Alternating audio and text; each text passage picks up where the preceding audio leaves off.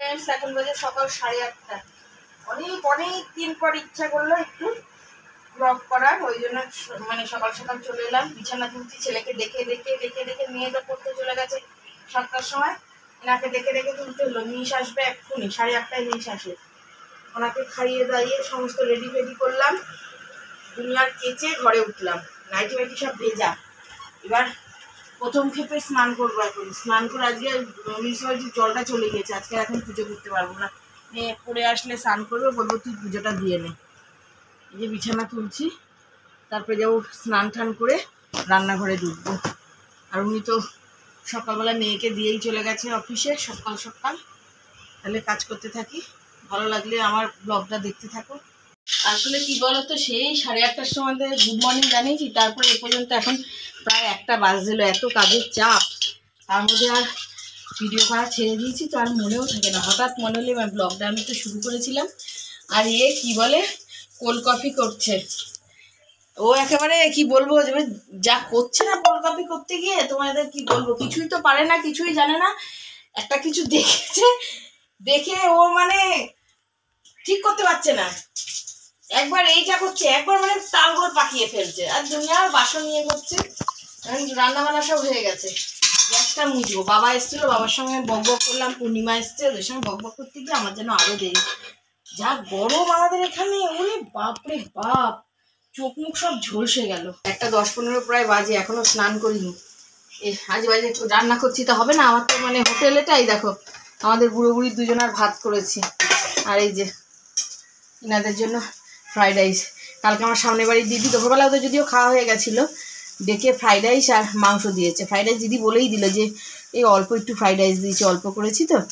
এখন আমার ছেলে মেয়ের এখন বলে মা তুমিও বানাবা, আমি তাহলে বানিয়ে দিই। কি বলে, কি যেন রান্না করলাম, পেপার চিকেন করেছি, তার সঙ্গে এই ফ্রাইড রাইস করেছি। গরমে আমার কি, এরা হচ্ছে ভাত বেলায় তোমরা দেখলে অবাক হয়ে যাবে যে ওরা কয়টুকু করে ভাত খায়। 1 হাতার বেশি 2 হাতা দিলেই চিৎকার শুরু করে দেবে, তোলো তোলো তোলো। কিন্তু ফ্রাইড রাইস বলো, বিরিয়ানি বলো, পোলাও বলো, এসবে আর ওদের নেই। 1 গাদা খায় না, কিন্তু 1 হাতা দিলে বলবে একটু দাও।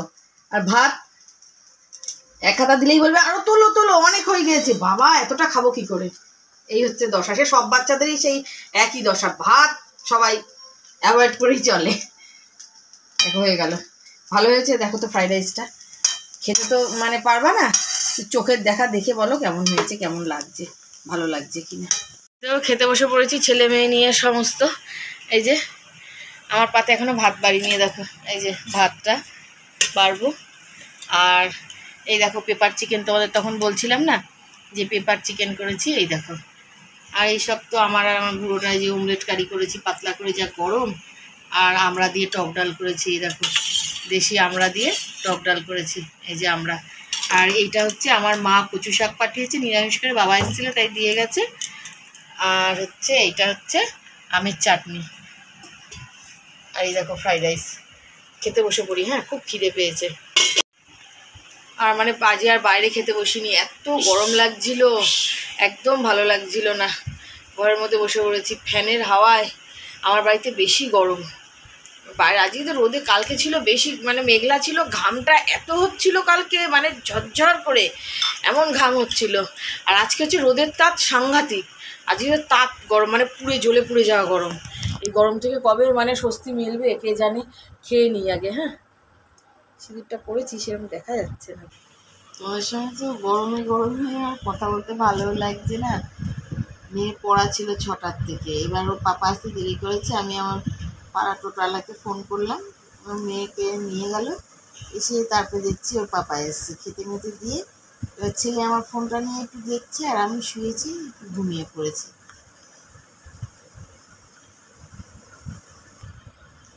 এবার ছেলে ডাকছে আমার পড়তে বসাও পড়তে বসাও।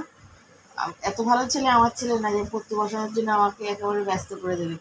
বলছে পাপার সঙ্গে আমি দিয়াকে আনতে যাবো, দিয়ার ছুটি 8:30টায়, তাড়াহুড়ো করছে। এবার আমার একটা কাপড় আর দুটো বোধহয় কুর্তি, আজ বোধহয় 2 মাসের বেশি হয়ে গেল দোকানে দেওয়া, চলে পাড়ার দোকানে। রোজই ভাবো যা, মানে ভাবছি যাবো, যেতে আর পারছি না। এখন গিয়ে নিয়ে আসি, তারপরে ওকে পড়তে বসাবো।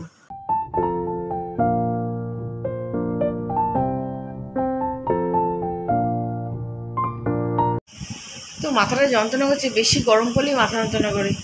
গেলাম, গিয়ে আমি ফুচকা খেলাম, আর ছেলে ছেলে চুরমুর খেলো, ঝালমুড়ি নিয়ে এলাম। এবার মেয়েটা পড়তে গেছে, মেয়ের জন্য যদি চুরমুড়ি রাখতাম একদম নরম হয়ে যেত, মেয়ে এসে শুনলেই ইয়ে করবে।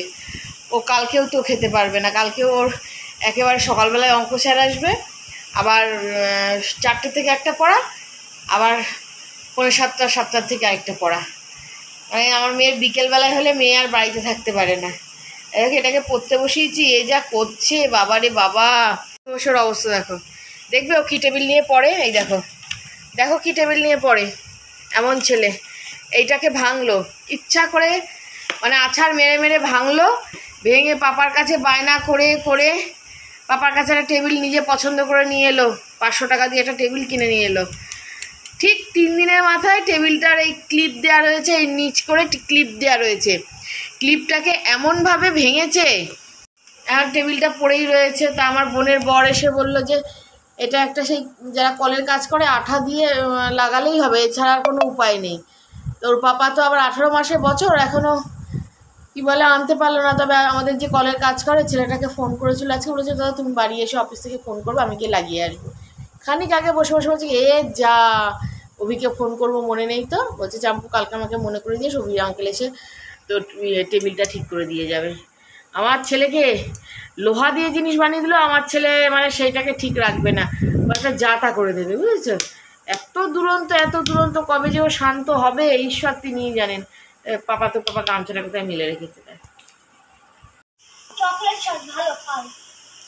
এ কি দেখো কোল্ড কফি করছে এই মেয়েটা পড়ে ঠরে এসে, যে কী ছাতা করছে, আমার করছে মা খাওয়া, আমি খেয়ে মরবো, আমার গ্যাস হয়ে পেট ফুলে যাবে, আমি যা তা খেতে পারি না, সঙ্গে সঙ্গে গ্যাস হয়ে যায় আমার। কি বানিয়েছে দেখো তো, এই কোল্ড কফি। এটা হচ্ছে আমি ডেকোরেশনটা করেছিলাম, ভুল করে মিশিয়ে দিয়েছি। আর ডেকোরেশন এত দেখাতে হবে না, নিয়ে হয়েছে। বলছে আমি যা বানাই না কেন তুমি খাও না, আমি না দেখেই মনে হচ্ছে ভালো হয়েছে। ইস এখন এইসব খাচ্ছিস, খাবি কখন বলতো? 9:30 বাজে, 10:30 বাজতে এলো। আমি সেই যেখানে বসে থাকছি তো বসেই থাকছি, গরমে জেরবার, তো গরম ফ্যান চালিয়েছি, তোমাদের বোধহয় শুনতে অসুবিধা হবে, বাইরে টিভিও চলছে, কি বলে ফ্যান চালিয়েছি যার জন্য গগা করে আওয়াজ হবে।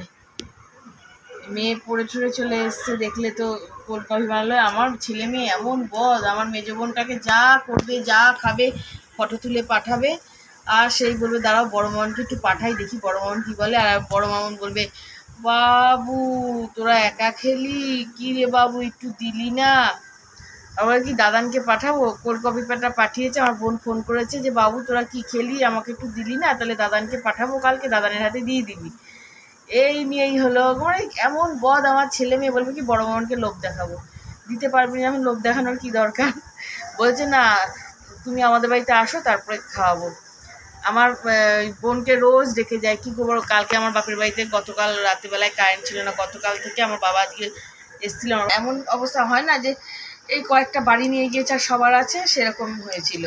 আমাদের আশপাশে সবার ছিল, আমাদের বাড়ির ওখানে বোধহয় কয়েকটা ঘর মিলে ছিল না। লাইটে বসে ফোন টোন করেও তারা কোনো সাড়া দেয়নি। আজকে কারেন্ট এসছে, মানে 6:45 নাগাদ কারেন্ট এসছে, তাহলে এই পচা গরমে রাতেরবেলা ঘুম হয়? সমানে বলছে, কালকে যখন বললো আমার মেয়ে বলে খুব বড় মন তাহলে চলে আসো আমার বাড়ি, আমাদের বাড়িতে চলে আসো। আমার সেই একে নিয়ে আসা, আমার বড় বোনকে নিয়ে আসার জন্য, বড় বোন টিউশনি করে সারাদিন ব্যস্ত থাকে, তারপরে একটু কাজ করে বলতে ওই সার্ভে টার্ভে করে, সব মিউনিসিপ্যালিটি যেসব কাজ হয় না ওসব সার্ভে টার্ভে করে, তা সেই সব ব্যস্ত। বলে হ্যাঁ আমরা এসি কিনেছি, তুমি এলা না দেখলা না কিছু না, তুমি আসো। বলে বাবু আমার তো সময় নেই বাবু, শুধু লোভ দেখাবে, আসো। আজকে আবার দুপুরবেলা ফোন করেছে, বলছে এই দেখো আমরা কি সুন্দর, আমার ভিডিও কল করেছে, বলছে কি দেখো কি সুন্দর আমরা আছি, দেখতে পাচ্ছি তো, দেখো এসি চলছে, চলে আসো। এত বদ। আর গরম লাগছে গো, তোমার সাথে কথা বলছি ঠিক আমার নাইটি পুরো ভিজে চপচপ করছে, আর আমার প্রচণ্ড ঘাম হয়। আর কি বলতো আমি বুঝতে পারছি না, আমি না খুব ফুলে যাচ্ছি, মুখ চোখ আমার ফুলেছে, চোখ দুটোও বেশ ফোলা ফোলা লাগছে। আমি আমার মেয়েকে বলছি মন দেখ তো আমার কি চোখ মুখ ছোটো ফোলা ফোলা কেমন লাগছে না, তার মন বলছি কি জানি আমার লাগছে, মনে হয় তোমার বাছরটা, আমার আয়ু বোধ হয় এই পৃথিবীতে আর নেই। মনকে বলছি, মন বলছে না একদম বলবা না, মুখটা চেপে ধরে মন, বলে একদম বলবা না এসব কথা। আমি তাহলে হঠাৎ করে এরকম হচ্ছে কেন, চোখ মুখ খুলে গিয়েছে আমার। আবার ধরো কিছুতে যদি আমি হেলান দিচ্ছি বা হাতটা রাখছি, কে চলো তো সেই চাপে সেই জায়গাটা এমনভাবে গর্ত হয়ে যাচ্ছে, এটা বাত নাকি বুঝতে পারছি না। তাই বলছি যে সবাইকে একদিন না একদিন যেতে হবে, কিন্তু সময়ে গেলে হয়, অসময়ে গেলে কেমন লাগে না। ওই জন্যই বলছি যে আমার আয়ু আর বেশি দিন নেই, ওই জন্যই তোমাদের সামনে ভিডিও করতে ছেড়েই দিয়েছিলাম। যে কদিন আছি, ভিউজ হোক চাই না হোক, দুজন দেখলেও তো আমাকে দেখে, দুজন চিনলেও তো আমাকে চেনে, তা সেই জন্যই তোমাদের সামনে এলাম। মন চুপচুপ করে, ওই জন্যই চলে আসি, বুঝেছো? অনেক দিন পরে দিলাম, অনেক দিন পরে। তাহলে আজকে আসছি, হ্যাঁ, টাটা।